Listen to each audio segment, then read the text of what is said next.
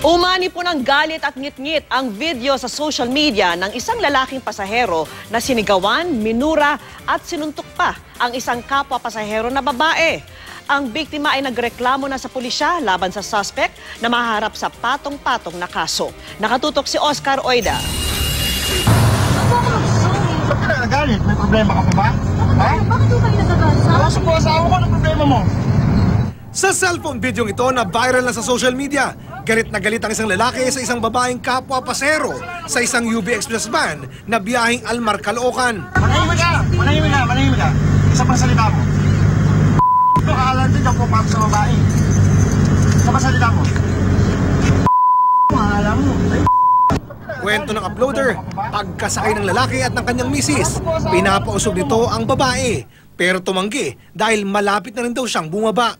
Tahimik na ang babae, pero sige sa parinig ang lalaki. Pasalita mo. Ngayon pa maniwala eh. Di kita sa video, pero kwento ng nag-upload ng video, sinuntok pa raw ng lalaki ang babae. At pagbaba, Hindi mo alam ang problema mo! Wala eh! Wala eh! Sige, anong bakit? Gusto mo kwento ko pa sa'yo? Ano ba alam mo kami? Wala mo pa nagmamali, ha? ang babae walang nagawa kundi maiyak. Natuntun namin si Joanne, ang babaeng nasa video. Nagpa-medical check-up siya at sa resulta ng medical legal, nagtamo siya ng mga pasa sa braso. Pagpasok po niya ng van, pagbukas pa lang po ng pintuan, galit na po agad siya. Sabi niya po, aba, hindi tumatabi. Gusto talaga pahirapan pa kami, yun po ang sabi. Tapos sabi ko, ay kasi po kuya, dyan lang po ako sa may North Olympus, dyan lang po ako bababa.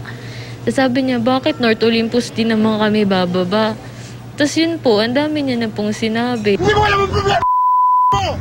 Higit pa sa pisikal na pananakit, mas matindi daw ang sinapit niyang emotional trauma. Lagi po nakakita yung mukha niya, nanilisik yung mata.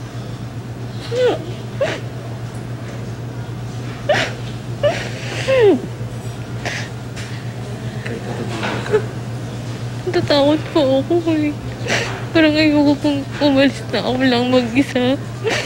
Kalat ngayon sa social media ang mga litrato ng suspect na kinilala ng netizens na si John Michael Musni.